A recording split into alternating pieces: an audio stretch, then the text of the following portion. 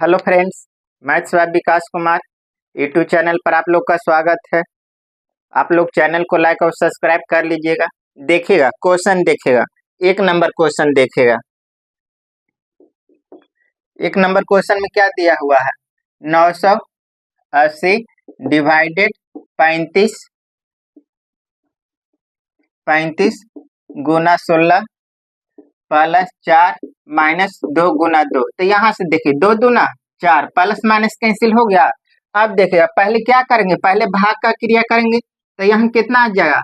980 divide 35 गुना कितना 16। देखिए 5 से कट रहा, 7 पचे 35, 5 दूना 10, 14 सत्ते 98। इसको गुना कर देंगे, 14 दूनी 28 गुना 16 गुना करिए। 16 28 से 12 पर 8 कैरी 12, 16 दूनी 32। अब 32 और 12 कितना? 44। कितना आ गया? 448। देखिएगा 2 नंबर। एक अधूरी मीनार के आधार से 78 मीटर की दूरी से अधूरी मीनार के शिखर का उन्नयन कोण 30 डिग्री। मीनार को कितना ऊंचा उठाया जाना चाहिए ताकि उसी बिंदु से मीनार के शिखर का उन्नयन कोण 60 डिग्री। यहाँ से देखिए क्या क्वेश्चन में बोल रहा है कि मीनार के पाद से एक अधूरा मीनार को देख रहा है तो कितना डिग्री का एंगल बन रहा है? 30 डिग्री का। अगर वह मीनार पूरा होने पर उसी बिंदु से देखा जाए तो वह मीनार 60 डिग्री का एंगल बनाता है। तो क्या पूछ रहा है? वह मीनार जो है, मीनार कितना ऊंचा उठा, पहले से जो है कितना मीटर और ऊंचा उठाया गया। तो यहां से देखिए निकालते हैं।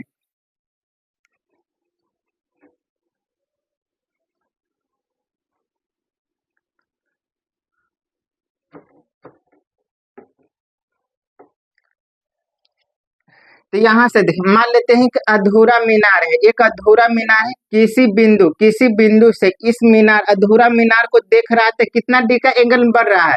30 डी का एंगल बन रहा है। कितना डी का एंगल बन रहा है? 30 डी का एंगल बन रहा है। 30 डिग्री का उन्नयन कोण पर देखता है। और क्या बोल रहा है कि यह आदमी जो है ना मीनार से कितना मीटर दूरी पर है? 78 मीटर की दूरी पर है।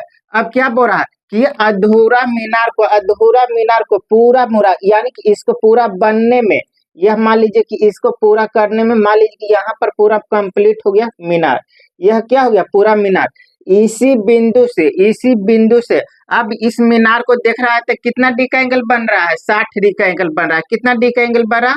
60 डिग्री का एंगल बन रहा है। तो यहाँ से देख ले, पहले छोटा ट्रेंगल में देखेंगे। टेन 30 का मान कितना होता है? 1/√3, 1/√3। और टेन 60 का मान कितना होता है? टेन 60 का मान √3/1, √3/1, √3/1। तो यहाँ से देखिएगा इस एंगल के रिस्पेक्ट में आधार कितना है? 3 यूनिट। और यहाँ इस रेशियो के रिस्पेक्ट में आधार कितना है? √3 यूनिट। तो यहाँ से तो आधार क्या है? सेम है। तो यूनिट भी क्या होना चाहिए? सेम होना चाहिए। तो यहाँ सेम करने के लिए क्या करते हैं? √3 से गुना कर देते हैं। तो यहाँ भी कितना? √3 से गुना कर देंगे। यहाँ कितना आ गया? 3 आ गया। यहाँ से देखिए पूरा यहाँ से यहाँ तक टोटल ऊंचाई कितना है? 3 यूनिट। यहाँ से यहाँ तक 1 यूनिट। तो ये वाला कितना हो जाएगा? 2 यूनिट हो जाएगा। इसका मान पूछा है। तो यहाँ से देखिए √3 यूनिट का मान कितना दे दिया है? 78। तो 1 यूनिट का मान कितना आ जाएगा? 78/√3। तो यहाँ से देखिए इसको जनरल तरीका से ही काटिए, 3 से पहले काट दीजिए। 26 दिया 78 और रूट चिपका दीजिए। यानी 1 यूनिट का मान कितना आ गया? 26√3। कितना यूनिट का मान निकालना है? 2 यूनिट का मान। तो 2 यूनिट का मान कितना आ जाएगा? 26 दूनी 52। कितना आ जाएगा? 52√3 मीटर।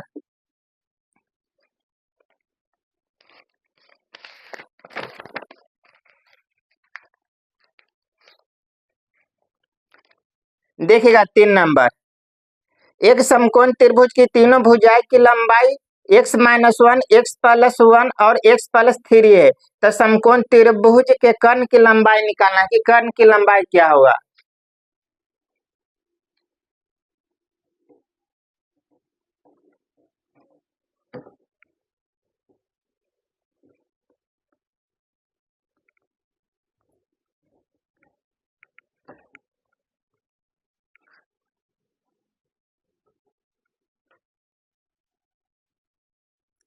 देखिए एक समकोण, समकोण त्रिभुज क्या होता है, समकोण, समकोण त्रिभुज कैसे किसे कहते हैं, वैसी दो भुजा, अगर दो भुजा के वर्गों का योग, दो भुजा के वर्गों का योग बड़ी भुजा के वर्ग के बराबर हो जाए तो वो क्या हो जाएगा, समकोण त्रिभुज। साइड दे दिया है, साइड कितना कितना दे दिया है आपको, तब बड़ी भुजा क्या होगा, कर्ण होगा ना। तो यहाँ से देखिए बड़ी भुजा कितना है, x+3, x+3। मान लेते हैं अगर यह भुजा x-1 है तो ये वाला कितना होगा, x+1 होगा, होगा ना। यह क्या है, यह राइट एंगल ट्रायंगल है। यह क्या बोल दिया कि यह राइट एंगल ट्रायंगल है, क्या निकालना है, कर्ण, यानी ये वाला लंबाई निकालना है, कर्ण निकालना है। तो यहाँ से देखेगा x, x-1, x+1 और x+3। यहाँ से देखिएगा, यहाँ से इस भुजा से कितना का अंतर है, दो का अंतर, कितना का अंतर है, दो का। यह दोनों भुजा के बीच का अंतर कितना का अंतर है, दो का अंतर है। तो यहाँ से देखिए इसको जनरल तरीका से भी बना सकते हैं, अगर ट्रिपलेट याद हो तो कर सकते हैं। एक यहाँ से देखिए ट्रिपलेट का सिर्फ एक ऐसा ही मात्र सेट है, यह कितना, 3 4 5, 3 4 5। यह प्राकृत संख्या का, यह प्राकृत संख्या का यह इकलौता एक सेट, एक लगातार प्राकृत संख्या का ऐसा ट्रिपलेट है जो क्या है, लगातार है, बाकी इसके अलावा कोई और दूसरा नहीं है। तो यहाँ से देखिए यहाँ अंतर कितना का है, दो दो का ना अंतर है, और यहाँ अंतर कितना कितना का है, एक एक का अंतर है, कितना का है, एक एक का अंतर है। तो यहाँ से यह क्या दूसरा मल्टीपल होगा, तो 2 से गुना कर देते हैं, कितना आ जाएगा 6, कितना आ गया 8, यहाँ कितना आ गया 10। यहाँ से आप कोई भी कंपेयर कर दीजिए, यानी कि ये वाला साइड कितना है, ये वाला साइड 6 है, ये वाला साइड कितना है 8, और सबसे बड़ी भुजा कितना है, कर्ण। कौन से भी निकालिए आपका सेम रिजल्ट आ जाएगा। तो यहाँ से देखिए कितना, x-1 बराबर कितना, इस सबसे छोटी भुजा कितना 6, यानी x बराबर कितना आ गया 7 आ गया। यहाँ से भी निकाल सकते हैं x का मान, जो कहूं से भी निकाले आपका x का मान सेम आ जाए। मान लीजिए यहाँ से बोलिए कि यहाँ से निकाले तो x+1 बराबर कितना 8, तो x बराबर कितना आ जाएगा 7। यहाँ से भी निकालेगा तो कितना आ जाएगा 7 ही आ जाएगा। क्या पूछा था, कर्ण पूछा था, तो कितना आ जाएगा 7+3, कर्ण की लंबाई कितना आ गया 10 आ गया। इस तरह से बनाएगा तो आपका थोड़ा सा टाइम बचेगा, लेकिन देखिए किस तरह से करेंगे, जनरल तरीका से कर कीजिएगा तो क्या होता है, लंब स्क्वायर प्लस आधार स्क्वायर बराबर कर्ण स्क्वायर, उस तरीका से देखिएगा वैसे कैसे करेंगे।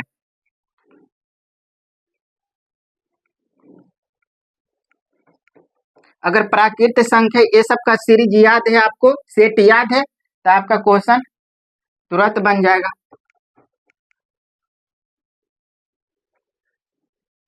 देखिएगा क्या होता है, लंब स्क्वायर प्लस आधार स्क्वायर बराबर कितना, कर्ण का स्क्वायर, तो होता है ना। तो यहाँ से देखिए इसका स्क्वायर करेंगे, लंब स्क्वायर, तो x-1 का होल स्क्वायर, x-1 का होल स्क्वायर प्लस x+1 का होल स्क्वायर बराबर कितना h स्क्वायर, यानी कितना x+3 का होल स्क्वायर होगा। तो यहाँ से देखिए यह क्या है, a-b का होल स्क्वायर, तो इसको तोड़िएगा, a square plus b square minus 2ab plus a square plus 1 plus 2ab बराबर कितना x स्क्वायर प्लस 3 का स्क्वायर 9 प्लस 2ab, तो कितना आ जाएगा 3 दूना 6x आ गया। यहाँ से देखिए x square plus x square cancel हो गया, plus minus 2x plus 2x cancel हो गया।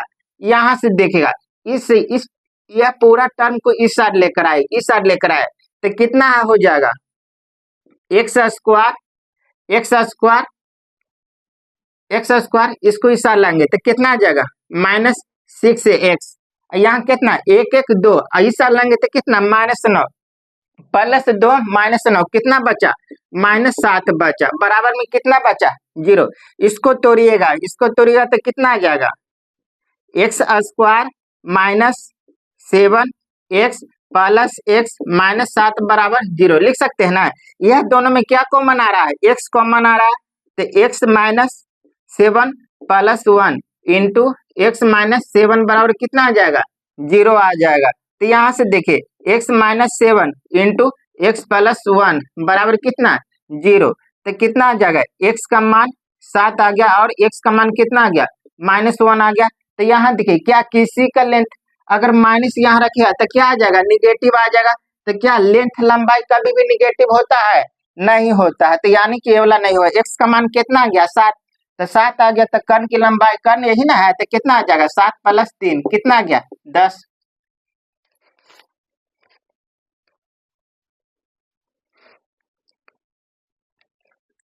यह 3 नंबर आपका क्वेश्चन था।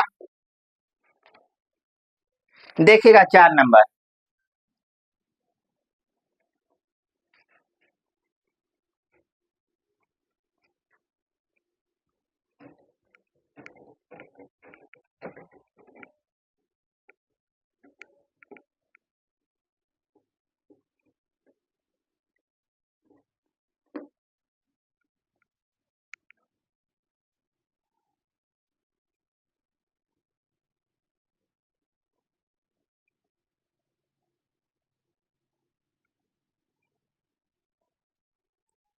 देखिए 4 नंबर में क्या दे दिया 4 नंबर में आपको दे दिया x + y + 3 = 0।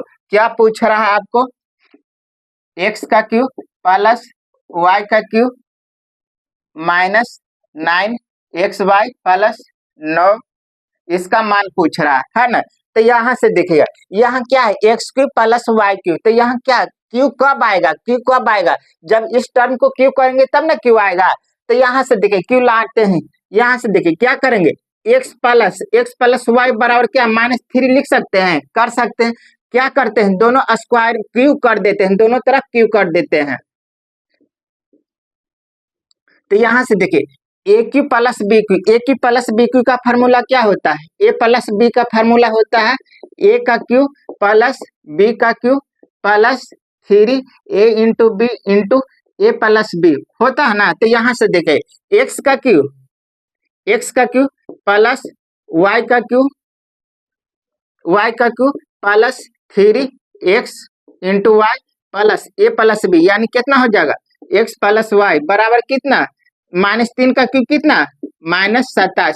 यहाँ से देखिए यहाँ से x + y का मान दिया हुआ कितना दिया हुआ -3 तो यहाँ कितना हो जाएगा x का क्यूब प्लस y का क्यूब माइनस कितना -3 गुना -3x कितना आ जाएगा -9xy बराबर कितना -27।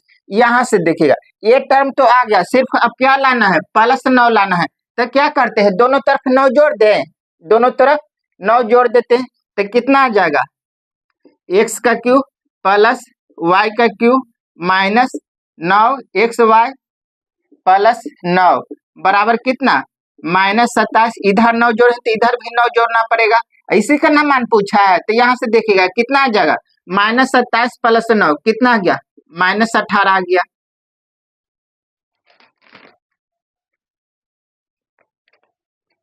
ये नंबर ऑप्शन हो जाएगा।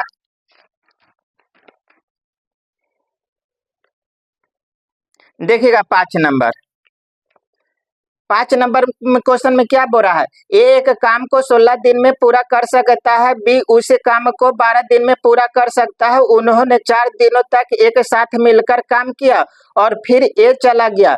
बी ने शेष काम को अकेले पूरा किया और काम को पूरा समाप्त करने में बी को कुल कितना दिन का समय लगा यह निकालना है। तो यहाँ से देखिए समझिए पहले बात को क्या बोल रहा है कि ए जो है किसी काम को 16 दिन में कर दे रहा है बी उसी काम को कितना दिन में कर दे रहा है 12 दिन में कर दे रहा है। क्या बोल रहा कि दोनों साथ साथ काम शुरू किया लेकिन दोनों ने जो क्या चीज दोनों साथ साथ काम शुरू किया लेकिन 4 दिन के बाद एक काम छोड़ दिया है। तो इसका मतलब क्या बोल सकते हैं ए न छोड़ा है बी तो नहीं छोड़ा होगा। बी शुरू से अंत तक बी के बारे में कुछ नहीं बोला था बी क्या चीज किया होगा बी जो शुरू से अंत तक काम किया होगा। तो यहाँ से निकाल लेते हैं कि बी पूरा काम टोटल शुरू से अंत तक जितना दिन काम किया होगा यानी पूरा दिन उतना दिन में काम पूरा हो गया। तो यहाँ से निकाल लेते हैं कि बी कितना दिन काम किया है।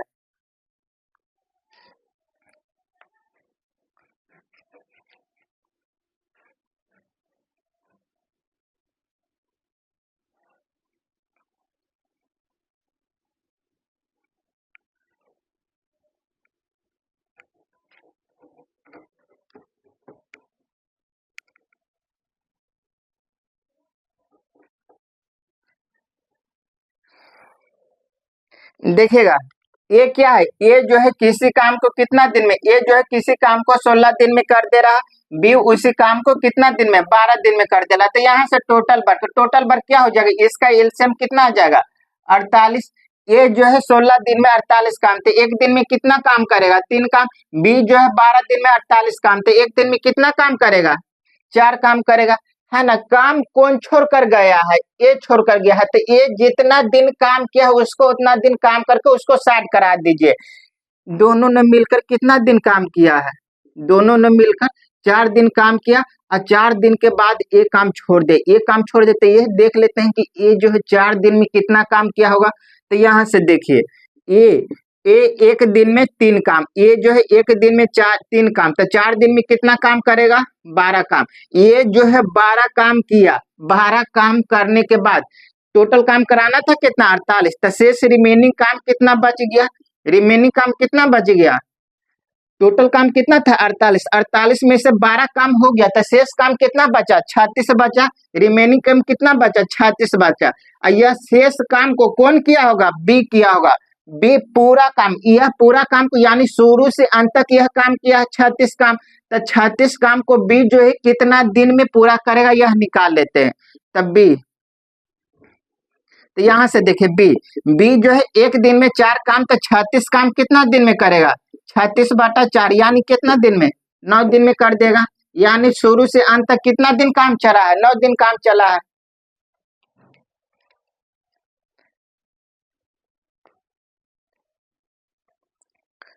देखिएगा 6 नंबर, पी और उसके 3 दोस्तों का औसत भार कितना है, 55 केजी है, और पी अपने 3 दोस्तों के औसत भार से 4 केजी अधिक है, तो पी का औसत भार निकालना है। देखिए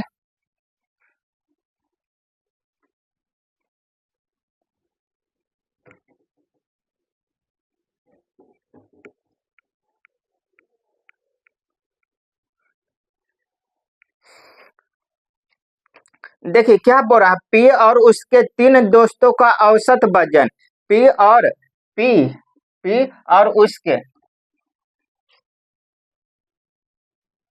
पी का और उसके 3 दोस्तों का और उसके 3 फ्रेंड का औसत वजन यानी एवरेज औसत वजन कितना दे दिया है, 55 केजी। औसत वजन कितना है, 55 केजी है। अब आगे पढ़िए क्या बोल रहा है, पी अपने तीनों दोस्तों के औसत भार से 4 केजी अधिक है। यहाँ देखिए मान लेते हैं कि तीनों दोस्तों का, अगर तीनों दोस्तों का औसत भार कितना मान लेते हैं, मान लेते हैं कि औसत वजन जो है, औसत वजन कितना मान लेते हैं, तीनों दोस्तों का औसत वजन कितना है, x।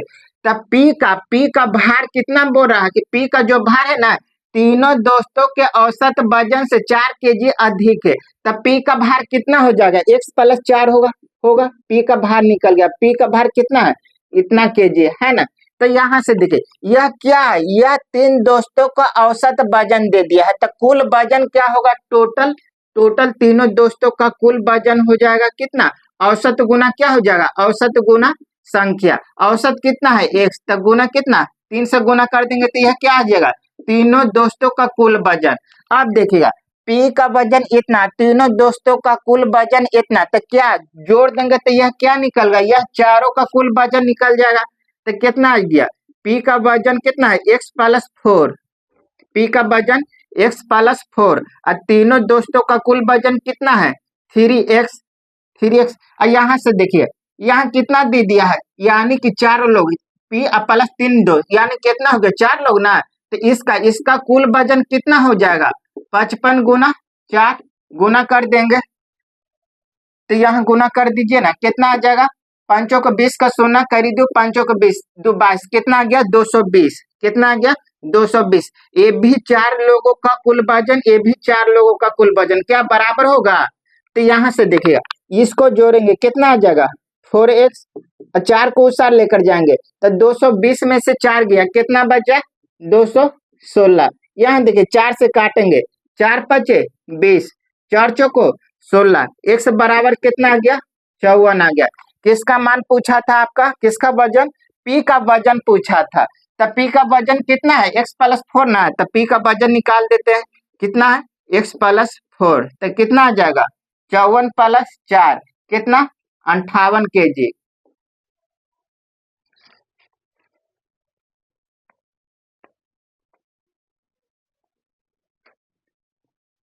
देखिएगा 7 नंबर, ए ने एक मोबाइल फोन बी को 25% के लाभ पर बेचा, बी ने इसे 10% की हानि पर बेच दिया और सी ने इसके लिए कितना 5625 रुपया भुगतान किया, तो ए ने फोन कितना रुपया में खरीदा यह निकालना। तो यहाँ से देखिए क्या बोल रहा कि ए जो कुछ रुपया में खरीदा फोन वह कितना परसेंट के लाभ पर बी को बेचा, 25% के लाभ पर बी को बेचा। और फिर बी ने क्या किया, बी ने जो है 10% हानि पर किसको बेच दिया, सी को बेच दिया। सी वह फोन कितना में खरीदा है, 5625 रुपया में खरीदा है। तो ए का क्रय मूल्य बताना है कि ये जो है उस फोन को कितना में खरीदा था।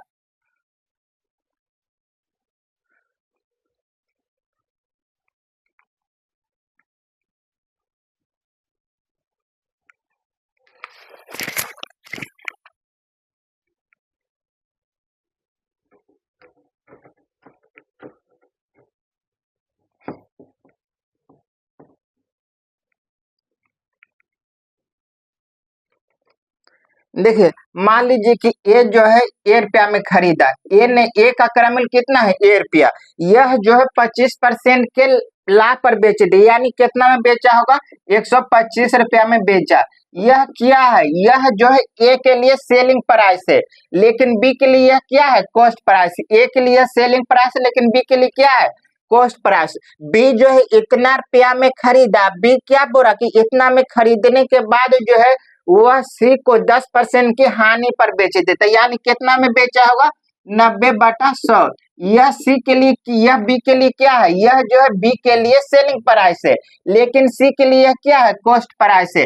और सी कितना में खरीदा है 5650 रुपया में खरीदा है, कितना में खरीदा है 5625 रुपया में खरीदा है ना बराबर। यहाँ से देखिएगा काटेंगे 0 से 0 कैंसिल, यहाँ देखिए काटते हैं 25 से 25 25 25 से 25 चौको 100, यहाँ देखिए 9 से काटते हैं, 9 से काटिए 9 छौको 54, कितना बचा 2, 9 दूना 18, 9 पचे 45, यहाँ 5 से काटते हैं, 25 से काटेंगे कितना आ जाएगा 125, 125। अब देखिएगा इसको गुना करेगा तो 125 से गुना 4 कितना आ जाएगा 500, 500 गुना 10 कितना आ गया 5000, यानी कि ए जो है उस फोन को कितना में खरीदा था 5000 रुपया में खरीदा था।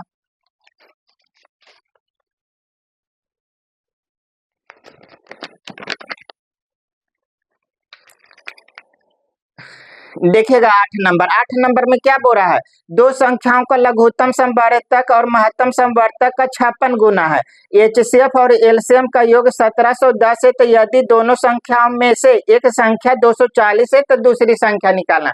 यहाँ से देखिए एलसीएम और एचसीएफ में रिलेशन दे दिया, क्या बोल रहा है कि एचसीएफ जो है उस संख्या एलसीएम का कितना गुना है 56 गुना है, और एलसीएम और एचसीएफ का योग दे दिया कितना दे दिया है 1710 दे दिया है। क्या पूछ रहा है, एक संख्या 240 है तो दूसरी संख्या निकालना है। अगर देखिएगा अगर एलसीएम और एचसीएफ मालूम हो जाए तो क्या होता है, अगर एलसीएम और एचसीएफ मालूम, अब दो संख्या मालूम तो रिलेशन क्या होता है एलसीएम गुना एचसीएफ बराबर क्या होता है पहली संख्या गुना दूसरी संख्या।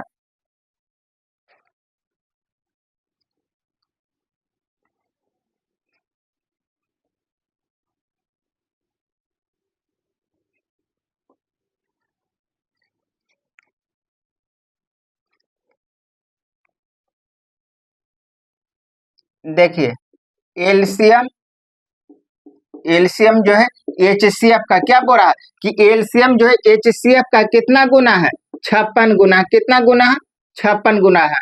तो यहाँ से देखिए एलसीएम और एचसीएफ का क्या निकल गया रेशियो निकल गया, क्या दिया एलसीएम और एचसीएफ का योग दे दिया है ना। तो अनुपात में योग है कितना 57 यूनिट है, लेकिन योग है कितना 171, कितना 1710। तो यहाँ से देखिए कितना से काट रहा है 3 से काट रहा है, कितना बार में 30 बार में, 30 बार में, यानी 1 यूनिट का मान कितना आ गया 1 यूनिट का मान 30 आ गया है ना।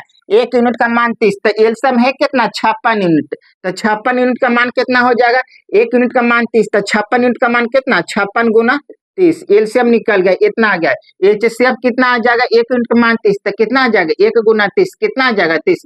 एलसीएम और एचसीएफ मालूम हो गया, एलसीएम इतना और एचसीएफ इतना है। अब क्या दे दिया था, पहली संख्या आपको दे दिया, पहली संख्या फर्स्ट नंबर कितना है 240 है, और सेकंड नंबर पूछा है कि दूसरी संख्या क्या है, तो मान लेते हैं दूसरी संख्या कितना है x है।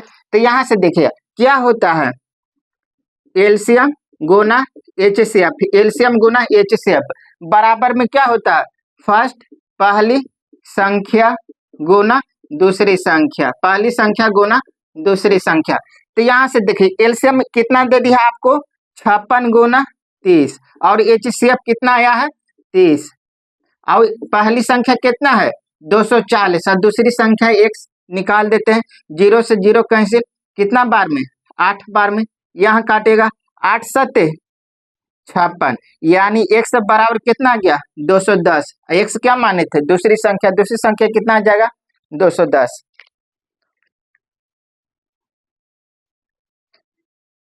देखिएगा 9 नंबर में क्या बोल रहा है, एक संख्या दे दिया है, यह संख्या क्या बोल रहा है कि यह संख्या जो है 3 से विभाजित है लेकिन 9 से विभाजित नहीं है। तो यहाँ से देख लेते हैं कि वह संख्या कौन सी जो है 3 से विभाजित। तो 3 से विभाजित का रूल क्या है, अगर किसी संख्या के अंकों का योग 3 से कटे तो वह पूरी संख्या 3 से कटेगा, और 9 से कटने का रूल क्या है, अगर किसी संख्या के अंकों का योग 9 से कटे तो पूरी संख्या 9 से कटेगा, तो 9 से कटने वाला नहीं चाहिए, 3 से कटने वाला चाहिए क्या। तो देख लेते हैं कि 3 से कौन सी संख्या है जो 3 से कटेगा, यानी किसका अंकों का योग 3 से कटे तो पूरी संख्या 3 से कटेगा। तो यहां से देखिए ऐसे क्वेश्चन को ऑप्शन से ही कर देते हैं, है ना, ज्यादा आसान रहेगा।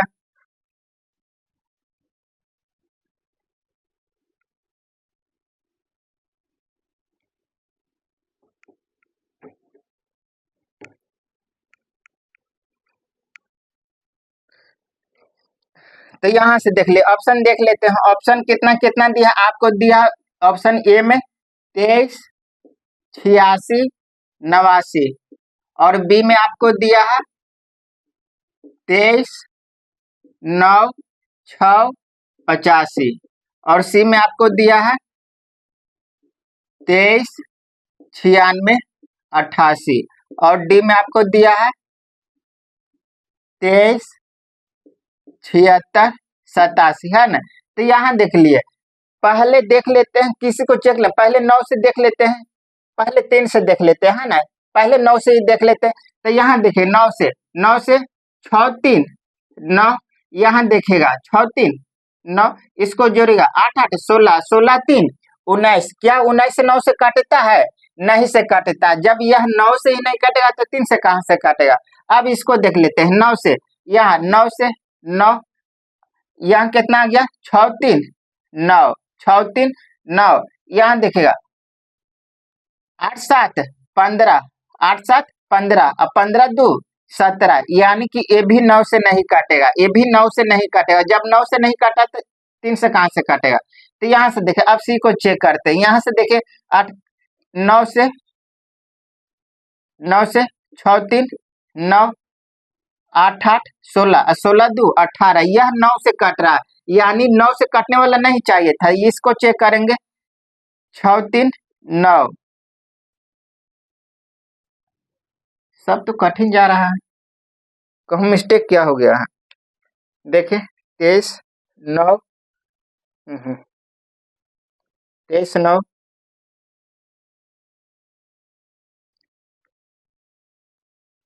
देखिए 6 3 9 9, 6 3 9, 8 2 10, 5 15, ये तो हो ही जा रहा था। देख लीजिए फिर से समझा देते हैं।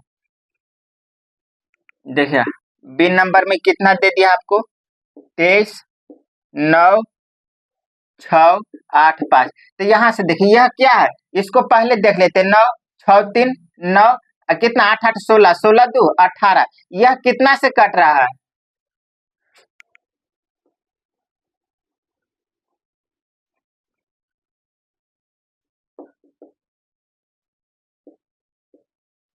23, 8, 6, 8, 9, 9, 6, 3, 9, 8 दूना 16, 2, 18। यह कितना से कट रहा है? 9 से कट रहा है। 9 से कटने वाला नहीं चाहिए, 3 से कटने वाला चाहिए, यानी कि यह 9 से कट जा रहा है, ये नहीं होगा।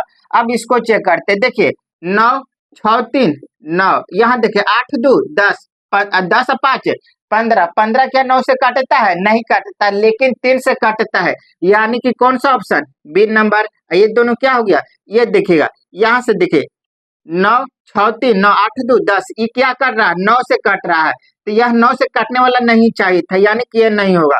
यहाँ से देखिए 6, 3, 9, 6, 3, 9, 7, 2, 9, यानी कि 7, 2, 9, कितना आ गया? 8, 7, 6, 3, 9, 23, 76, 23, 76, 8, 7 है, यहाँ 7 है, तो यहाँ से देखिए ना 6, 3, 6, 3,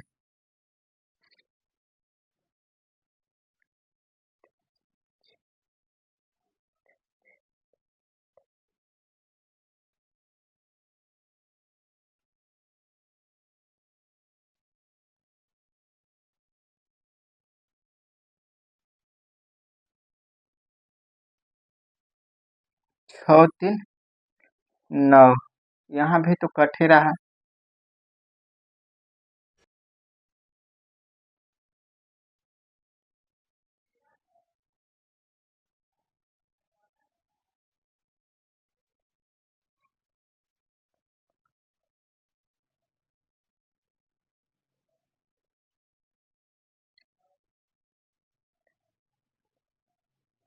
बी और सी दो दो को आ गया, देखते हैं। 23, 23, 9, 6, 8, 5, 9, 6, 3, 9, संख्या क्या क्या था? 23, 68,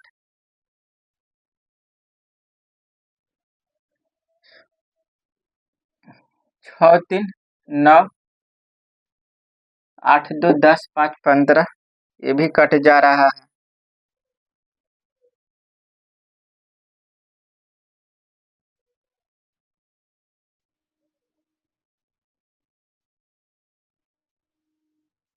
ये भी हो जा रहा है। 23, 7, 6, 8, 7, 6, 3, 9, 7, 2, 9, 8, 7, 15, यहाँ दो दो ऑप्शन टैली कर जा रहा है, बी भी और सी भी ऑप्शन टैली कर जा रहा है। अच्छा ठीक है, लास्ट में देख लेंगे। देखिएगा 10 नंबर क्वेश्चन में क्या बोल रहा है?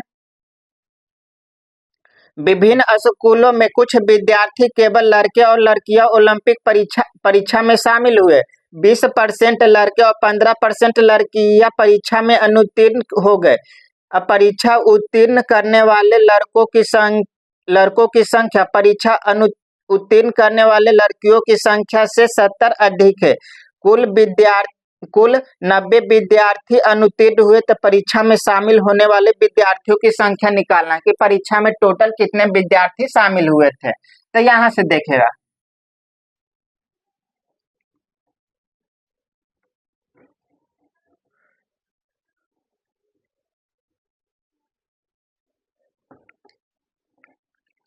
देखिए क्वेश्चन में क्या बोल रहा है कि परीक्षा उत्तीर्ण करने वाले लड़कों की संख्या जो है ना लड़कियों की संख्या से कितना अधिक है। जो परीक्षा पास हुआ ना, लड़कों की संख्या लड़कियों की संख्या से कितना अधिक है?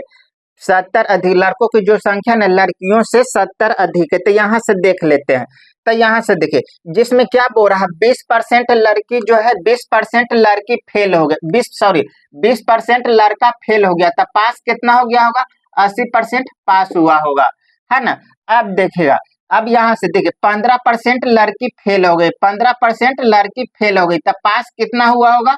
85% गर्ल्स फेल हो गई होगी, है ना। जिसमें क्या बोल रहा है कि लड़का को जो संख्या ने लड़की से कितना अधिक है? 70 अधिक है, तो माइनस कर देंगे तो यह क्या आ जाएगा? यह क्या है? अधिक। कितना अधिक है? तो कितना अधिक है? 70 अधिक है।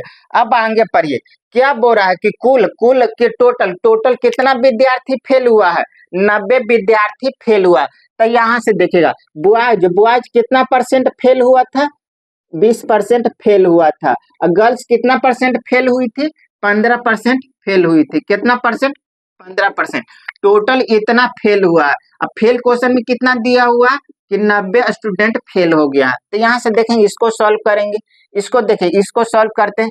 तो यहाँ क्या करेंगे, 2 से गुना कर देंगे, दोनों में से किसी एक को बराबर, इसको बराबर कर देते हैं। तो यहाँ से 2 से गुना कर देंगे, यहाँ 2 से गुना कर देंगे, तो यहाँ कितना आ गया, 20 दूनी 20 गुना 4 से गुना कर दे, 80 लाना है ना। तो 4 से 20 गुना कितना, 80% प्लस यहाँ जी गुना 15 चौको 60%, यहाँ कितना आ जाएगा, 9 चौको 36, 360।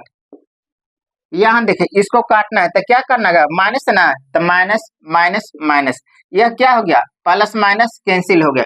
यहाँ से देखिएगा, जो इसको माइनस माइनस जुटेगा ना, तो कितना आ गया, -50 से -60, कितना आ गया, माइनस जी गुना कितना, 145% ना, कितना देखिए 145%, 145% बटा में क्या लिख देते हैं, परसेंट के लिए 100। यहाँ से देखिए, यहाँ से घटाएगा तो कितना आ जाएगा, इसको घटाइएगा तो कितना आ जाएगा, 290 माइनस 290। तो यहाँ माइनस माइनस कैंसिल, यह कितना बार में कट जाएगा, 2 बार में। यानी गर्ल्स कितना थी, 200, 200 कितना थी, गर्ल्स थी। तो आप इस इक्वेशन या इस इक्वेशन में रख दीजिए गर्ल्स का संख्या, तो क्या निकल जाएगा, बॉयज की संख्या निकल जाएगा, है ना। टोटल स्टूडेंट पूछा तो गर्ल्स की संख्या निकल गया है। तो यहाँ रख देते हैं, इसमें रख देते हैं गर्ल्स की संख्या। तो यहाँ देखिएगा, बॉयज का कितना 20% प्लस बॉयज, गर्ल्स कितना आई है 200, गर्ल्स कितना है 200, 200 का 15%, 15 बटा 100 कितना 90, काट दीजिए 2 से 2, 15 दूनी 30, यानी कितना 20 गुना कितना आ जाएगा, 20 बटा 100 ना, 20 बटा 100 बराबर में, यहाँ देखिए 15 दूनी 30, 30 को 60 लेकर जाएंगे तो 90 माइनस 60 कितना हो जाएगा, सॉरी 90 माइनस 30 कितना हो जाएगा 60। इसको काटेगा, कितना बार में कट जाएगा, 20 30 60, यानी बॉयज कितना है 300 बॉयज है। तो टोटल स्टूडेंट कितना हो जाएगा, टोटल स्टूडेंट क्या हो जाएगा, girls plus boys plus girls ना। अब बॉयज कितना है 300 और गर्ल्स कितना है 200, यानी टोटल स्टूडेंट कितना है 500।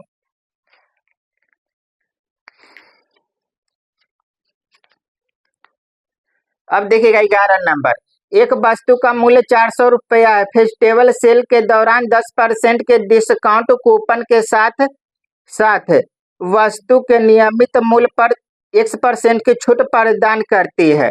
यदि सेल की छूट और छूट कूपन का उपयोग करने के बाद मूल्य जो है कितना रुपया हो गया है, 216 रुपया होते हैं, एक्स का मान। यहाँ से देखिए, जनरली जो है दुकानदार जो है कुछ छूट देता था, नहीं पता कितना छूट दे, और जो कूपन वहाँ क्या निकाला है, एक वेजिटेबल है, वेजिटेबल पर जो है एक कूपन ड्रॉ करता है, उस कूपन को लेकर जाएगा तो कितना 10% का और डिस्काउंट मिलेगा। 2 डिस्काउंट देने के बाद उस वस्तु का मूल्य कितना हो गया है 216 रुपया में। कोई आदमी 400 रुपया कीमत वाली जो वस्तु है वो कितना 2 डिस्काउंट देने के बाद वो उसका कीमत कितना रुपया हो जा रहा है, 216 रुपया तक हो जा रहा है। तो वही पूछ रहा है कि एक्स का मान क्या है। तो यहाँ से देखिए,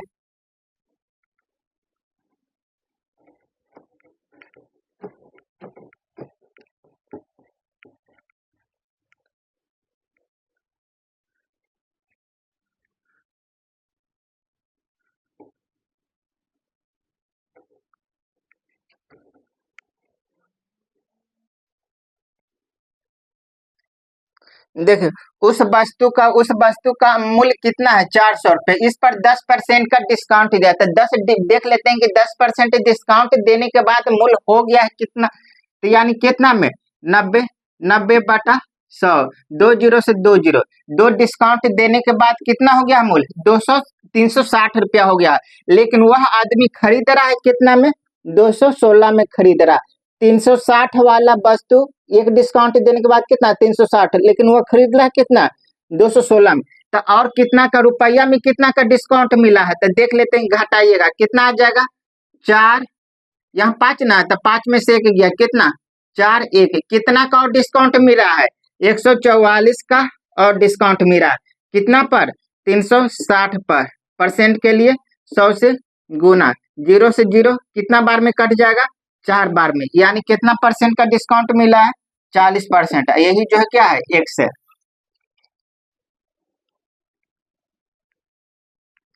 देखिएगा 12 नंबर। 12 नंबर में आपको क्या पूछ रहा है? इसका मान पूछा है एक्स क्यू प्लस 216 वाई का क्यू मान पूछा है। तो देख लीजिए, ये भी आसान क्वेश्चन ही कर लेते हैं।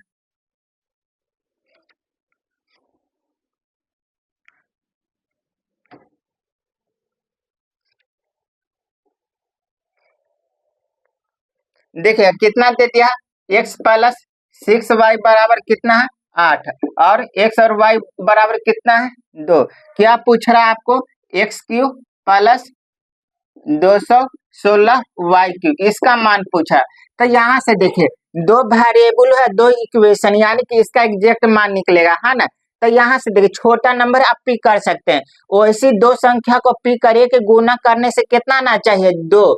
लेकिन इसको सॉल्व करने पर कितना आना चाहिए? रिजल्ट 8 आना चाहिए। तो 2 कब आएगा? अगर एक्स का मान 2 लेते हैं तो वाई का मान 1 लेना पड़ेगा, अगर वाई का मान 2 लेते हैं तो एक्स का मान 1 लेना पड़ेगा, तभी ना आएगा। तो यहाँ से देख लेते हैं, यहाँ से देख लेते हैं। तो यहाँ क्या, अगर y का मान 2 लेते हैं तो 6 दूनी 12 ज्यादा हो जाएगा। तो किसका मान लेना पड़ेगा? x का मान 2 लेते हैं और y का मान 1 लेते हैं।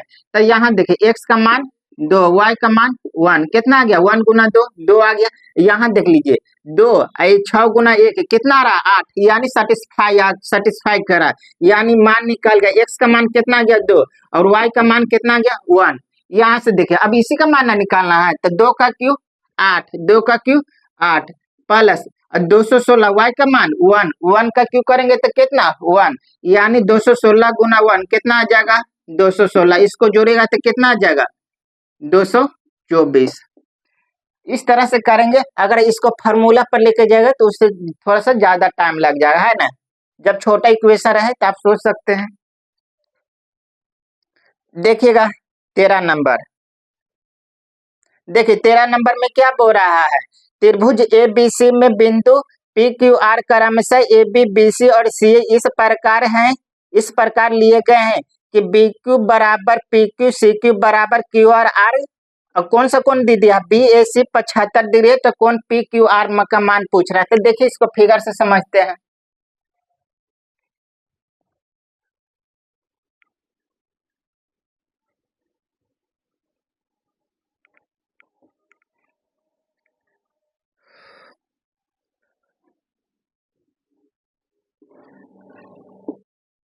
एक त्रिभुज है ए बी सी, एक त्रिभुज है ए बी सी, है ना। एक त्रिभुज ए बी सी, और ए बी पर क्या, कौन सा भुज? पी की पी है, ए बी पर पी है, बी सी पर क्यू है, और ए सी पर आर है, ए सी पर आर है। तो यहाँ से देखिए क्या बोल रहा है? बी क्यू बराबर कितना? पी क्यू, तो ये वाला मिलाना पड़ेगा ना। ये दोनों भुजा क्या है? आपस में बराबर है। अब आगे पर ये सी क्यू बराबर क्या? क्यू आर, यानी ये दोनों भुजा बराबर है, ये दोनों भुजा बराबर के बराबर है। तो यहाँ से देखिए, आप ये वाला कौन दे दिया है? ये वाला कौन कितना दे दिया आपको? 75 डिग्री दे दिया कि यह कौन कितना डिग्री है? 75 डिग्री। तो ये वाला कौन मान निकालना है कि ये कौन कितना डिग्री होगा, इसी का मान पूछा है, पी क्यू आर का मान पूछा है। तो यहाँ से देखिए, आप पढ़े होंगे कि, यहाँ से देखिए, आप पढ़े होंगे कि अगर किसी त्रिभुज का दो साइड बराबर है, किसी त्रिभुज का दो साइड बराबर, तो इसके आमने सामने का कोण भी क्या हो जाएगा? बराबर हो जाएगा, होगा ना। तो यहाँ से देखिए, इस त्रिभुज में देखिए पी बी क्यू में अगर दो साइड बराबर है तो क्या इसके आमने सामने का कोण क्या होगा? बराबर हो जाएगा। तो मान लेते हैं यह कोण कितना है? अल्फा, तो ये भी कोण कितना हो जाएगा? अल्फा हो जाएगा। अब देखिएगा इस त्रिभुज में, देखिएगा क्यू आर सी में, तो ये दोनों भुजा बराबर, तो क्या इसके आमने सामने का कोण भी क्या होगा? बराबर होगा। मान लेते हैं ये कोण थीटा है, तो ये भी कोण क्या हो जाएगा? थीटा होगा, होगा ना।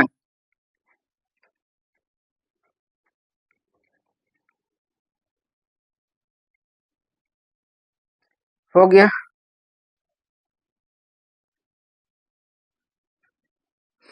देखिए, तब मान लेते हैं अगर यह कोण x है, यह कोण x है, तो ये वाला कोण मान लेते हैं y है ना। यहाँ से देख ले, यह देखिए त्रिभुज के तीनों कोणों का योग क्या होता है? 180। तो त्रिभुज ए बी सी में देखेगा क्या हो जाएगा? 75 75 प्लस त्रिभुज ABC में त्रिभुज के तीनों कोण 75 प्लस अल्फा प्लस थीटा कितना हो जाएगा 180 डिग्री हो जाएगा ना। तो यहाँ से देखिए क्या अल्फा प्लस बीटा, क्या अल्फा प्लस थीटा बराबर 75 को साथ लेकर जाएंगे तब माइनस अल्फा प्लस थीटा का मान क्या 105 डिग्री होगा। अल्फा प्लस थीटा का मान आ गया कितना 105 डिग्री। तो यहाँ से देखिए अब निकालते हैं, यहाँ से देखिए ये वाला त्रिभुज में देखेगा त्रिभुज BPQ में त्रिभुज BPQ में है ना। तो क्या हो जाएगा त्रिभुज के तीनों कोनों का योग क्या हो जाएगा 180। तो यहाँ से देखेगा अल्फा प्लस अल्फा 2 अल्फा ना, तो 2 अल्फा प्लस x बराबर कितना 180 डिग्री हो जाएगा। अब देखिए ये वाला त्रिभुज में देखिएगा यानी क्या त्रिभुज RCQ में तो क्या हो जाएगा। तो यहाँ देखिए थीटा प्लस थीटा 2 थीटा ना, तो 2 थीटा प्लस y बराबर कितना हो जाएगा 180 डिग्री। कितना हो गया 180 डिग्री। यह देखिए यह दोनों एंगल को जोड़ देते हैं, यह दोनों इक्वेशन को जोड़ देते हैं। तो यहाँ से देखिए इसको जोड़ेंगे तो यहाँ कितना हो जाएगा 2 alpha plus 2 theta plus x plus y बराबर कितना 360 डिग्री होगा। तो यहाँ से देखिएगा यहाँ से क्या कॉमन आ रहा है 2 कॉमन आ रहा है, तो 2 कॉमन ले लेते हैं तो कितना आ जाएगा alpha plus theta plus x plus y बराबर कितना 360। तो यहाँ से देखिए इसका मान दे दिया है, इसका मान कितना आया था 105, तो 2 गुना 105 कितना हो जाएगा 210। कितना हो गया 210 हो गया ना। तो 210 को उस साइड लेकर जाएंगे तो यानी कितना आ जाएगा x प्लस y बराबर 210 को उस साइड लेकर जाइएगा तो यानी कितना 360 माइनस कितना 210 कितना आ गया 150। इसका मान निकल गया 150। तो यहाँ पर होंगे क्या सरल रेखा पर कितना डिग्री का एंगल बनता है 180 डिग्री। अगर यह दोनों कोनों का योग कितना 150 डिग्री, तो ये वाला कोण कितना आ जाएगा 30 डिग्री नहीं हो जाएगा। यानी कि कोण कितना निकल गया PQR बराबर कितना 30 डिग्री।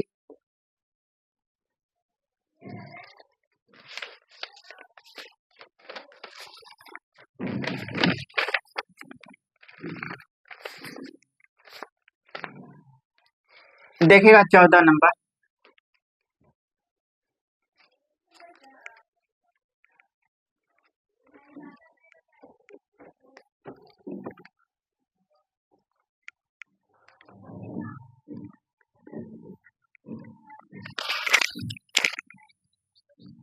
देखिए 14 नंबर में क्या दे दिया 14 नंबर में आपको दिया है कॉस्ट प्राइस और मार्क प्राइस का रेशियो कितना है 2:3 है ना। और यहाँ से देखिए लाख परसेंट और बटा परसेंट प्रॉफिट और डिस्काउंट परसेंट कितना दे दिया आपको 3:2 दिया है ना। तो यहाँ से देख ले मान लेते हैं कॉस्ट प्राइस कितना 200 यूनिट, मार्क प्राइस कितना है 300 यूनिट। तो यहाँ से देख मान लेते हैं कि कितना परसेंट का लाभ हो रहा है 3x का लाभ हो रहा है और डिस्काउंट कितना का मिल रहा है 2x का डिस्काउंट मिल रहा है, x का मान लेते हैं। तो यहाँ से देखेगा लाभ किस पर होता है हमेशा कॉस्ट प्राइस पर होता है। तो यहाँ से देख जैसा मान लेते हैं किसी वस्तु का कीमत जो है 100 रुपया है, इसको 10% के लाभ पर बेच रहे हैं तो कैसे लिखते हैं 100 गुना प्लस 10 बटा 100। इसी तरह से ना लिखते हैं, यहाँ टर्म है तो यहाँ जोड़ लेते हैं 110, तो यहाँ तो टर्म नहीं है तो निकाल देते हैं, दोनों जगह से सेलिंग प्राइस से निकाल देते हैं, है ना। तो यहाँ से देखिएगा खरीदे हैं कितना में 200 रुपया में खरीदे हैं, 200 रुपया में खरीदे हैं तब बेचे हैं कितना में 3x% के लाभ पर बेचे हैं। तो यानी कितना में बेचे होंगे 100 प्लस 3x बटा 100। यह क्या निकल गया इस वस्तु का सेलिंग प्राइस निकल गया। और डिस्काउंट किस पर मिलता है डिस्काउंट हमेशा मार्क प्राइस पर मिलता है। मार्क प्राइस है कितना 300, कितना का डिस्काउंट मिल रहा है 2x का डिस्काउंट यानी 2x का डिस्काउंट यानी कितना आ जाएगा 100 माइनस 2x बटा कितना 100। ये भी क्या है ये भी उस वस्तु का सेलिंग प्राइस, ये भी उसी वस्तु का सेलिंग प्राइस बराबर हो जाएगा। तो 100 से 100 कैंसिल, 2 0 से 2 0 कैंसिल, यहाँ से देखे किसका 2 गुना करेंगे अंदर में ले जाकर, तो कितना आ जाएगा 2x प्लस 6x बराबर कितना 300 माइनस 6x। 6x को इस साइड लेकर आएंगे तो कितना आ गया 12x बराबर कितना 100। किसका मान निकालना था, क्या पूछ रहा है आपको, बटा डिस्काउंट, यानी 2x का मान निकालना है कि कितना % का डिस्काउंट मिले, तो यानी 2x का मान ना। तो यहाँ से देखिए इसको क्या लिख सकते हैं, इसको लिख सकते हैं हम 12 को 2 गुना 6, तो 2x को साथ लेकर जाते हैं तो 2x बराबर क्या कितना आ जाएगा 1/6 गुना 6। 1/6 कितना होता है 16.2/3 कितना होता है 16.2/3, यानी इसको लिख सकते हैं 16.66, इतना % का डिस्काउंट मेरा। देखिएगा 15 नंबर में क्या बोल रहा है, जीना अपने माँ से 24 वर्ष छोटी है, 8 साल बाद उसकी माँ की आयु जीना की आयु से 5/3 गुना है, तो जीना की वर्तमान आयु निकालना है। तो यहाँ से देखिए मान लीजिए कि अगर कोई भी 2 व्यक्ति है तो वह दोनों आदमी के बीच का अंतर हमेशा सेम होता है। वह दोनों आदमी का जो दोनों आदमी के आयु का जो डिफरेंस होगा ना वह हमेशा सेम होगा। जैसे आप समझिए, मान लीजिए कि अभी आपके घर में पिताजी और आपके उम्र का अंतर कितना, मान लेते हैं कि 20 साल का अंतर है।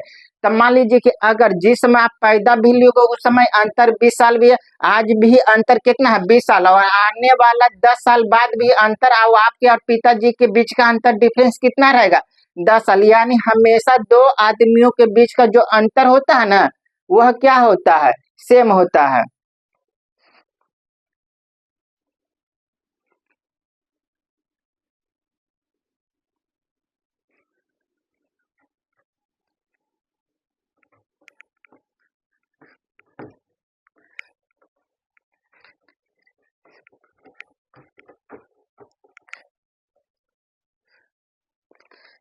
तो यहाँ से देखिए क्या बोल रहा है, जीना जो है अपने माँ से कितना वर्ष छोटा है 24 वर्ष छोटा है। क्या बोल रहा कि 8 साल बाद जो है जीना को उम्र जो है उसकी माँ क्या बोल रहा कि 8 साल बाद उसकी माँ की आयु जीना की आयु की किसके बोल रहा है जीना की आयु, तो जिसके साथ का के लिए बटा वाला है ना, तो यहाँ देखिए माँ और जीना किसकी जीना की आयु का कितना, अगर जीना की आयु 3 है तो माँ की उम्र कितना हो जाएगा 5। यह क्या है, यह 8 साल बाद का रेशियो है। तो क्या बोले थे कि 2 आदमियों के बीच का जो अंतर होता है हमेशा सेम रहता है। तो यहाँ देखिए यहाँ अंतर कितना का है 2, यानी जीना और उसकी माँ का अंतर कितना है 2 यूनिट, लेकिन अंतर दोनों उम्रों के बीच का अंतर कितना है 24 साल, यानी अनुपात 2 यूनिट का मान 24, तो 1 यूनिट का मान कितना आ जाएगा 12। किसका उम्र पूछा, जीना का वर्तमान उम्र, तो जीना के 1 यूनिट का मान कितना 12, तो 3 यूनिट का मान कितना आ जाएगा 12 गुना कितना 3 कितना आ गया 36। यह कब निकला है, यह 8 साल पहले का निकला, 8 साल बाद का, प्रेजेंट का नहीं। तो प्रेजेंट में लाने के लिए क्या करेंगे 8 घटाना ना पड़ेगा, तो 8 घटा देते हैं, कितना आ गया 28 साल। जीना की उम्र कितना है 28 साल।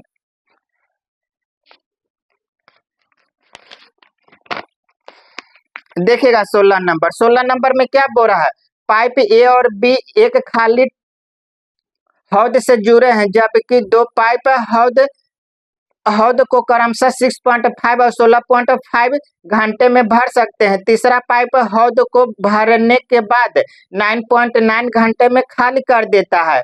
तो हौद 3/5 भरने पर सभी तीनों पाइपों को एक साथ खोल दिया जाता है, तो जो हौद भरने में कितने घंटे, यहाँ से देखिए समझिए 3 पाइप है, 2 पाइप जो है भरने वाला है कि तीसरा नल जो है खाली करने वाला है ना, जिसमें क्या बोल रहा है कि टोटल जितना पानी भराता है ना उसका 3/5 भाग भरले से भरा हुआ, और तीनों को एक साथ अब खोल दिया जाता है, कितना समय के बाद तीनों नल भरा जाएगा यह पूछ रहा है ना। तो यहाँ से देखिए तीनों का दे दिया कि तीनों कितना कितना समय में भर रहा है।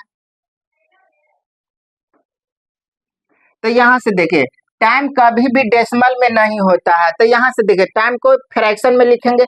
यहाँ देखिए ये जो है किसी नल को कितना घंटा में भर दे रहा है, 6.6 घंटा में। तो यहाँ से डेसिमल हटाएंगे, बटा में 10, 2 से काट देते हैं, कितना आ जाएगा 33/5। यानी पहला नल जो कितना घंटा में भर देगा, 33/5 घंटा में भर देगा। अब देखिएगा दूसरा नल जो कितना 16.5 घंटा में भरता है। तो यहाँ से डेसिमल हटाएंगे, बटा में 10, 5 से काट देते हैं, 5 दूना 10, यहाँ कितना आ गया 33, कितना आ गया। दूसरा नल जो कितना घंटा में भरेगा, 33/2 घंटा में। और तीसरा नल जो है खाली करने वाला, यह कितना घंटा में खाली करता है, 9.9 घंटा में खाली। यहाँ से डेसिमल हटाएंगे तो कितना आ जाएगा 99/10। समय आ गया फ्रैक्शन में। तो फ्रैक्शन वाला का क्या लेंगे, इसे टैंक में मैक्सिमम से मैक्सिमम कितना पानी भर सकते हैं, तो इसका एलसीएम। फ्रैक्शन वाला का एलसीएम क्या लेते हैं, अंश का एलसीएम लेते हैं। तो 33 और 99 का एलसीएम कितना आ जाएगा, 99 आ जाएगा ना। तो यहाँ से देखिए ये जो है इतना घंटा में इतना लीटर भरता है, तो 1 घंटा में कितना लीटर भाग दीजिएगा। तो 33 या 99, 15, 1 घंटा में कितना लीटर, 15 लीटर। बी जो है इतना घंटा में इतना लीटर, तो 1 घंटा में कितना लीटर भरेगा, देखिए 33 या 99, 3 दूना 6 लीटर भरेगा। असी देखिए इतना घंटा में इतना लीटर खाली करता है, तो 1 घंटा में कितना लीटर खाली करेगा, 10 लीटर खाली करेगा। अब देखिए क्या बोल रहा है क्वेश्चन में, क्या बोल रहा है कि पूरा नहीं भरना, इसमें कुछ पहले से पानी भरा हुआ है। कितना भरा हुआ है, 3/5 भाग पहले से भरा हुआ है। भरने 3/5 भाग देखिए हद का 3/5 भाग पर यदि तीनों पाइपों को एक साथ खोल दिया जाए, इतना भाग भरा हुआ है, इतना भाग भरा हुआ है ना, इतना भाग भरा हुआ है।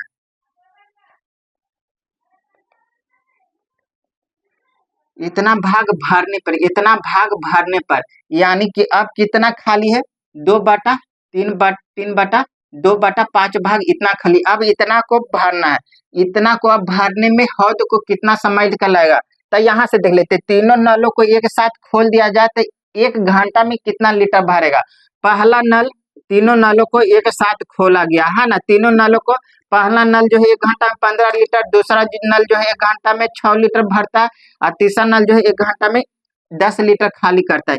यानी ओवरऑल 1 घंटा में कितना लीटर भरा जाएगा, 11 लीटर भरा जाएगा ना। तो अब देखिए कितना लीटर भरना, इतना लीटर, तो इतना लीटर को भरने में कितना समय लगेगा, भाग दे देंगे, कितना 11 गुना कितना 2/5, बाटा में कितना 11, 11×99। यहाँ से देखिए तो कितना आ गया 18/5, भाग देंगे कितना आ जाएगा 3.6, यानी इतना घंटा में फुल हो जाएगा।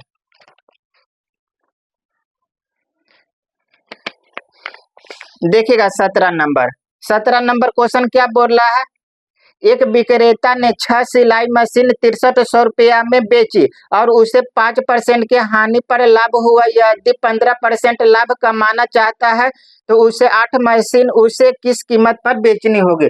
तो यहाँ से देखिए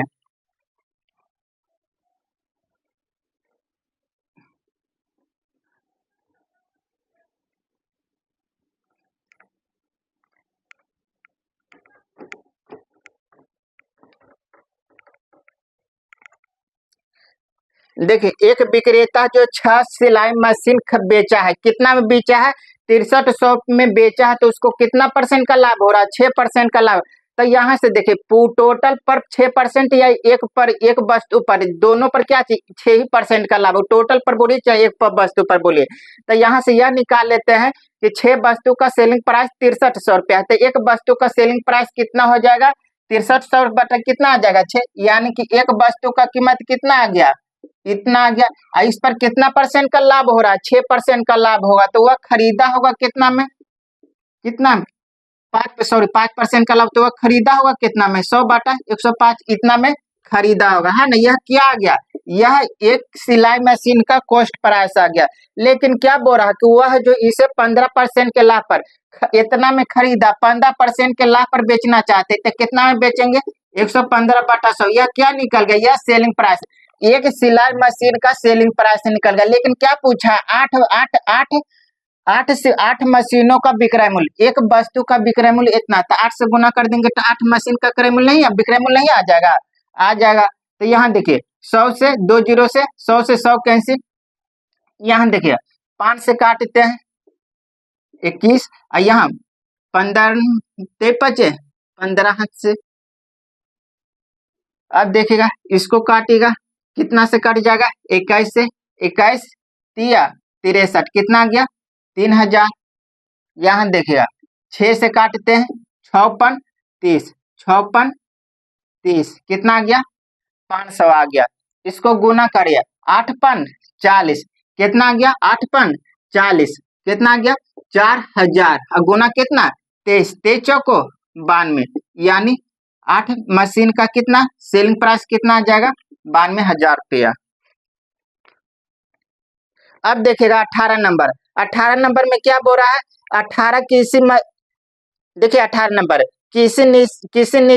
किसी निश्चित राशि पर 20% प्रति वर्ष की चक्रवृद्धि ब्याज दर पर 2 वर्षों का साधारण ब्याज 250, समान ब्याज दर पर समान अवधि के लिए समान राशि पर चक्रवृद्धि ब्याज निकालना है।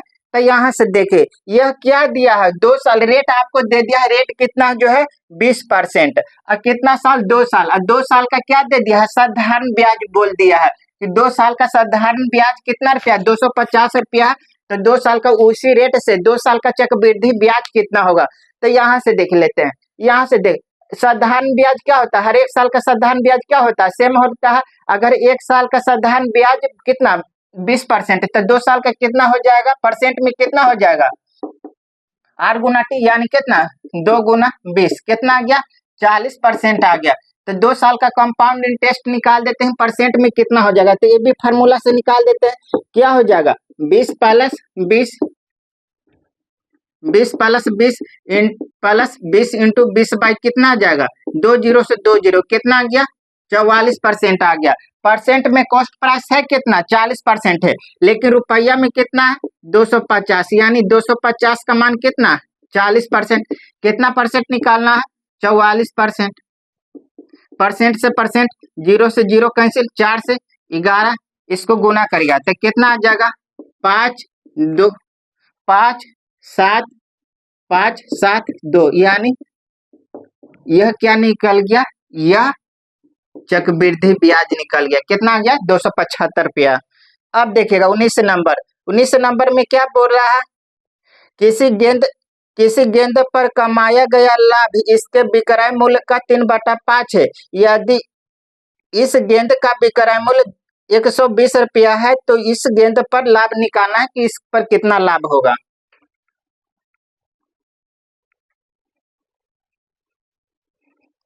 देखिए क्या दिया है आपको क्वेश्चन में, विक्रय मूल्य और प्रॉफिट पर रेशियो दिया है ना। क्या बोल रहा क्वेश्चन में कि किसी गेंद का जो लाभ है ना विक्रय मूल्य का कितना 2/5 3/5 है, तब प्रॉफिट और विक्रय मूल्य सेलिंग क्या बोल रहा कि इसका सेलिंग प्राइस का कितना 3/5, तब बटा वाला क्या नजदीक हो जिसके साथ का के लिए बटा में ना, तो कितना बटा में कौन है सेलिंग प्राइस, तो सेलिंग प्राइस कितना 5, इसका 3/5 लाभ होता है, यानी 3 यूनिट लाभ होता है।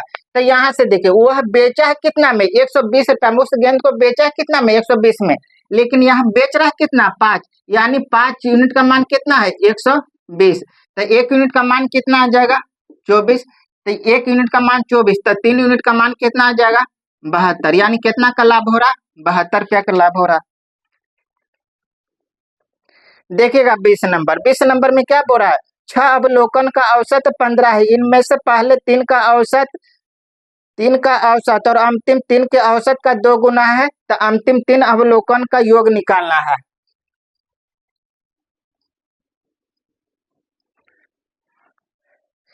यह क्या है, यह जो 6 का औसत दे दिया, 6 का औसत कितना है 15 है। अब पहली 3 का औसत और दूसरी अंतिम 3 का औसत क्या बोल रहा है कि पहली 3 का औसत अंतिम 3 के औसत से कितना है 2 गुना, यह पहला है। दूसरा पहला 3 का औसत जो है, पहला 3 का औसत जो है दूसरी के औसत से कितना गुना है 2 गुना है, तो यह 1, तो यह कितना आ जाएगा 2 आ जाएगा, यह क्या है औसत है ना, यह क्या है औसत, यह क्या है औसत है। यह 3 ग्रुप है, 3 पहली 3 संख्या का औसत, अब पहली अब दूसरी 3 संख्या का औसत, इसकी क्या है 2 गुना है। तो यहाँ देखिए औसत इतना है तो योग कितना आ जाएगा, यहाँ देखिए पहली 3 संख्या का औसत 2x, तो योग कितना आ जाएगा 2x गुना 3, यह क्या आ गया पहली 3 संख्या का योग। अब देखिए अंतिम 3 संख्या का औसत कितना है x, 3 से गुना कर देंगे तो यह क्या आ जाएगा अंतिम 3 संख्या का योग। यह टोटल जोड़ देंगे तो यह क्या निकल गया 6 संख्या का योग। अगर इसमें 6 संख्या का योग इतना तो इसमें 6 से भाग देंगे तो यह क्या निकल जाएगा 6 संख्या का औसत, और 6 संख्या का औसत दे दिया है कितना है 15। इसको जोड़िएगा 6 और 3 9, कितना आ गया 9x बराबर कितना 6 बराबर 15, 3 3 9, 3 5 15, 3 दूना 6, x बराबर कितना आ गया 10। औसत कितना है 10। क्या पूछा है आपको अंतिम 3 अवलोकन का योग औसत कितना है 10 है, तो योग कितना हो जाएगा अंतिम 3 संख्या का योग 10 गुना 3 कितना आ जाएगा 30। कहा कि 3 आदमी ना है तो औसत गुना आदमियों की संख्या, औसत गुना संख्या क्या हो जाएगा योग आ जाएगा 30। अब देखिएगा 21 नंबर में क्या बोल रहा है प्राकृत संख्याओं में 6 के 8 गुणजों का औसत। तो यहाँ देखिए 6 के 8 गुणजों का औसत, 6 के 8 गुणजों सॉरी 6 के 8 गुणजों का औसत, यह 6 को कितना 6 12 18 कितना बार 8 बार, तो यानी लास्ट संख्या कितना हो जाएगा 48, 8 6 48 48 होगा ना। तो यह क्या है एपी में है, तो एपी में रहे तो इसका एवरेज क्या होता है first plus last by 2, first कितना 6, लास्ट टर्म कितना है 48 बाई 2, यहाँ कितना आ जाएगा जोड़ दीजिएगा कितना आ गया 54, 54 बाई 2 कितना आ गया 27, यानी औसत कितना आ गया 27।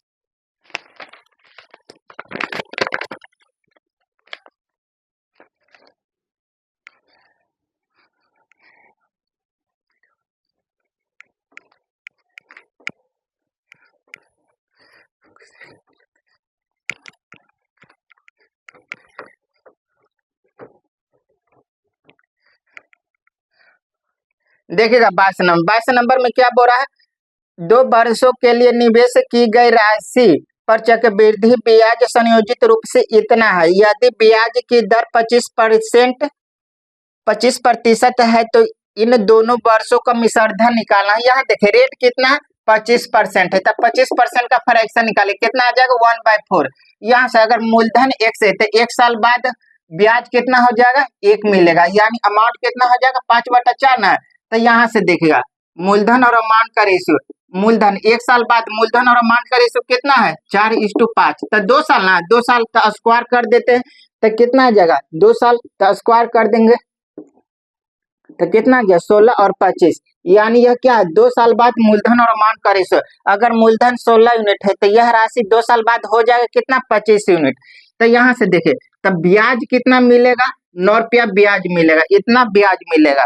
लेकिन क्वेश्चन में ब्याज कितना मिल रहा है, ब्याज कितना है यानी ब्याज कितना है 10,125, 10,125 यानी 9 यूनिट का मान कितना है 10,125। तो 1 यूनिट का मान कितना आ जाएगा, 1 यूनिट का मान कितना आ जाएगा 10,125 बटा कितना 9। क्या निकालना है यह ना निकालना है अमाउंट ना, तो अमाउंट कितना 25 यूनिट का 25 से गुना कर देते हैं, इधर भी 25 से तो इधर भी कितना 25 से गुना कर देंगे, यह क्या आ जाएगा यह आपका आंसर आ जाएगा। तो यहाँ से देखे ना इसको सॉल्व कर लीजिएगा, यहाँ से जो आंसर आएगा ना वह कितना आ जाएगा 28,125। देखिएगा 23 नंबर में क्या बोल रहा है एक कक्षा में 60% छात्र लड़कियां और शेष लड़के हैं, 40% लड़कियां परीक्षा उत्तीर्ण करती है, 40% लड़के अनुत्तीर्ण होते हैं। यदि अनुत्तीर्ण होने वाले लड़कियों की संख्या 66 है तो परीक्षा में उत्तीर्ण करने वाले लड़कों की संख्या निकालना है।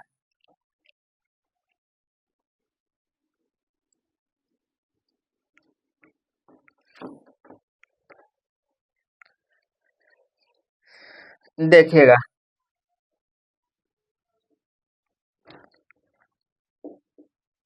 बॉयज और गर्ल्स, यहाँ से क्या बोल रहा है एक कक्षा में 60% छात्र जो लड़कियां 60 लड़की है तो जो शेष बचेगा वो क्या हो जाएगा लड़का होगा, लड़का कितना होगा 40 होगा ना, जिसमें क्या बोल रहा है 40% लड़के उत्तीर्ण हुए और 40% 45% लड़कियां उत्तीर्ण हुई है और 40% लड़के अनुत्तीर्ण हुए हैं। और लड़कियां कितना लड़की उत्तीर्ण हुई है, फेल हो गई। यहाँ देखिए क्या बोल रहा है, यदि अनुत्तीर्ण होने वाले लड़कियों की संख्या कितना 66, कितना 66 लड़की फेल हो गए। लेकिन परसेंट में देखिए क्या दे दिया है, 45% लड़कियां पास हुई है, 45% लड़कियां पास हुई है, तब फेल क्यों कितना होगी 55%। यह कितना फेल, यह इतना परसेंट फेल हुई है। तो टोटल लड़की कितना होगी, तो 100 से परसेंट में कितना 100% ना, तो 100 से गुना कर देती है, क्या आ गया टोटल गर्ल्स आ गए है ना। तो यहाँ देखिए 0 से 0 कैंसिल, 11 से कटेगा, 11 5 55, 11 से 66, कितना बार में 20 बार में, यानी टोटल गर्ल्स कितना थी 120, टोटल गर्ल्स कितना है 120। लेकिन अनुपात में टोटल गर्ल्स कितना है 60 यूनिट, यानी 60 यूनिट का मान 120, तो 1 यूनिट का मान कितना 2, तो 40 यूनिट का मान कितना आ जाएगा, 1 यूनिट का मान 2, तो 40 यूनिट का मान कितना आ गया 80 आ गया ना 80। अब क्या पूछा है कि परीक्षा में उत्तीर्ण करने वाले लड़कों की संख्या, तो यहाँ देखिए क्या बोल रहा है कि 40% लड़के अनुत्तीर्ण, यानी 40% लड़के फेल हो गए, तो पास कितना होगा 60%, यानी लड़का कितना है 80 है, तो लड़का बॉयज कितना पास होगा, इसका 60% निकाल देंगे तो यह क्या आ जाएगा, पास आ जाएगा ना। कि इतना लड़के पास हुए, तो 2 0 से 2 0 कितना आ गया 8 6 48 लड़के पास हुए हैं। देखिएगा 24 नंबर में क्या बोल रहा है, धारा की दिशा में किसी नाव की चाल धारा के विपरीत दिशा की चाल से 150% अधिक है।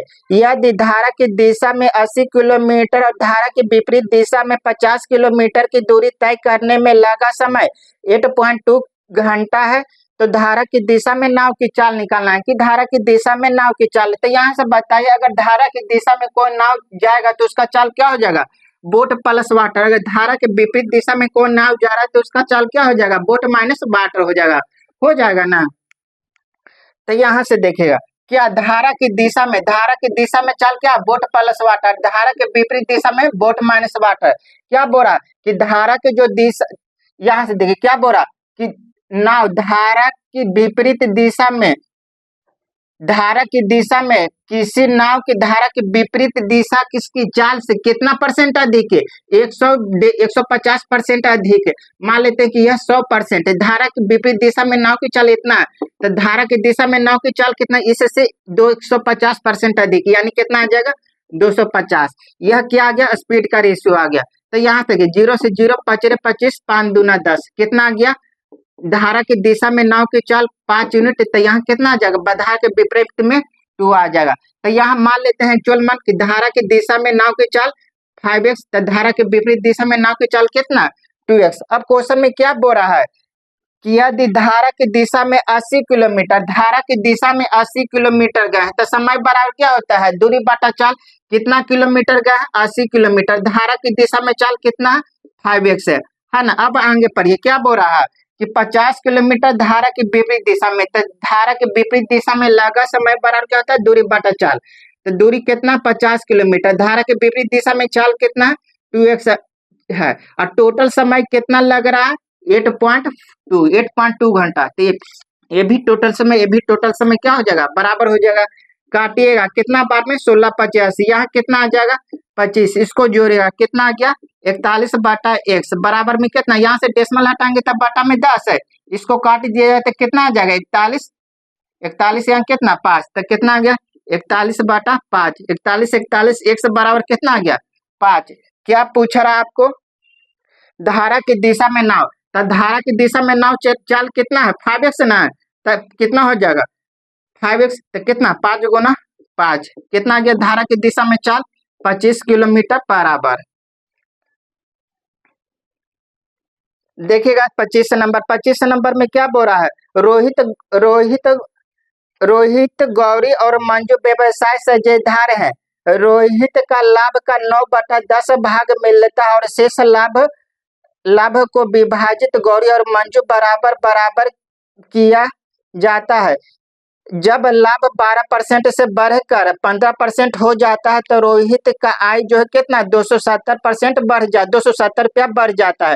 तो गौरी और मंजू द्वारा लगाई गई पूंजी निकालना। तो यहाँ से देखिए टाइम का जिक्र नहीं किया, अगर टाइम का जिक्र नहीं किया तो जो पूंजी का रेशियो होगा वही क्या हो जाएगा, लाभ का रेशियो हो जाएगा। तो जो पूंजी का आ जाएगा वही क्या हो जाएगा, वही लाभ हो जाएगा। तो यहाँ से निकाल देते हैं कि पूंजी कितना कितना था। तो यहाँ से देख ले क्या बोल रहा कि रोहित जो है गौरी और मंजू द्वारा व्यवसाय साझेदार करते हैं, रोहित का लाभ का 9/10 भाग मिलता है। तब मान लेते हैं कि टोटल प्रॉफिट कितना 20 है, टोटल प्रॉफिट कितना 20 कितना।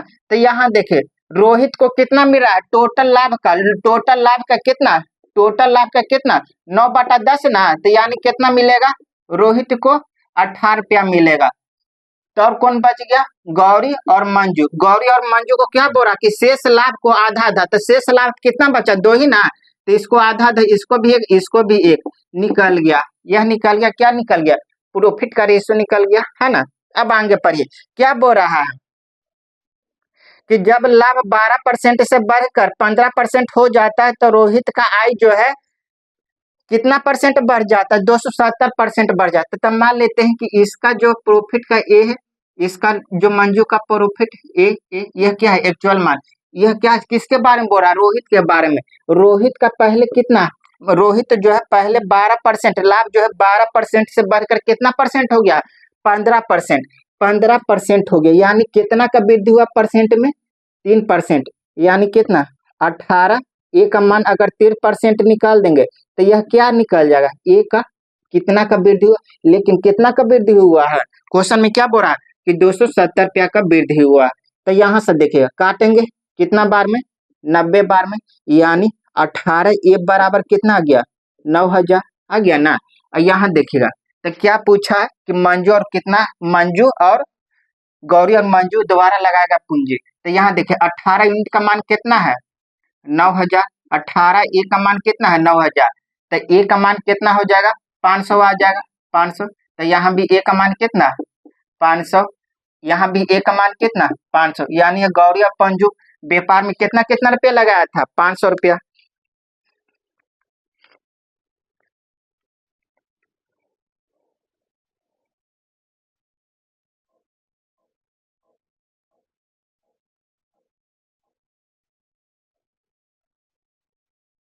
देख लीजिए 26 नंबर देख लीजिए।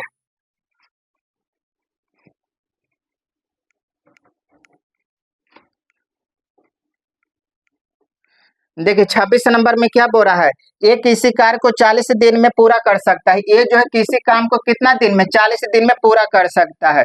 बी ए से 66 सही 2/3% कम कुशल है।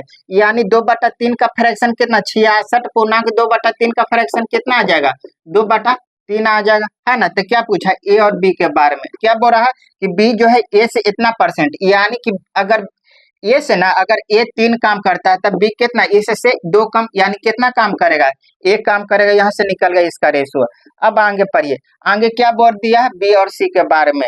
बी जो है सी जो है बी से 40% अधिक कुशल है। सी जो है बी से, अगर बी कितना, मान लेते हैं कि बी अगर 100 काम करेगा तो सी कितना, इससे 400% अधिक, यानी कितना 500। यहाँ से निकल गया इसका रेशियो, इफिशियंसी का रेशियो। तो निकाल देते हैं ए बी सी, तो कितना आ गया 3:1:5। यह क्या निकल गया, यह एफिशिएंसी का निकल गया। तो यहाँ से देखिए ए जो है एक दिन में 3 काम, लेकिन ए जो है टोटल काम पूरा काम कितना दिन में कर दे रहा है, 40 दिन में। तो टोटल वर्क निकाल देते हैं, एक दिन में 3 काम, तो 40 दिन में कितना काम हो जाएगा, 120 काम हो जाएगा। क्वेश्चन में क्या बोल रहा है, क्वेश्चन में आपको बोला है कि यदि बी और सी क्रमशः कार्य पूरा होने से 5 दिन पहले, बी जो देखिए बी जो है काम, बी और सी जो है काम पूरा, देखिए तीनों ने साथ साथ काम शुरू किया, तीनों ने जो क्या है काम साथ साथ काम शुरू किया। ये जो है शुरू से अंत तक काम किया, ये जो क्या शुरू से अंत तक काम किया। लेकिन बी के बारे में क्या बोल रहा है कि बी जो है जब काम खत्म होने वाला था ना, तब बी जो है इससे 5 दिन पहले छोड़ दिया। बी जो है कितना दिन पहले छोड़ दिया, 5 दिन पहले। लेकिन सी जो जब काम खत्म होने वाला था ना, इससे कितना दिन पहले छोड़ दिया था, 3 दिन पहले छोड़ दिया था। तो यहाँ से देखिए जो काम छोड़कर जाएगा ना उसको बुलाइए और उतना दिन काम कराइए। तो यहाँ देखिए बी कितना दिन पहले छोड़कर चला गया था, 5 दिन, तब बी को बुलाइए 5 दिन काम करे। ये बी जो है एक दिन में 5 काम, तब 5 दिन में कितना काम कर देगा, 5 काम। अब देखिए, अब सी को बोला, सी कितना दिन पहले काम छोड़कर गया था? 3 दिन पहले बोला छोड़कर गया था, तो सी को बुलाया, 3 दिन काम कराए। सी जो है एक दिन में 3 काम, तो 5 दिन में कितना काम करेगा? 15 काम। यहाँ जोड़ेगा, कितना आ जाएगा? 0 40, कितना आ गया? 140 आ गया। कितना आ गया? ये सॉरी 2 दिन है, 2 दिन। सी जो है 2 दिन पहले छोड़ा, 2 दिन।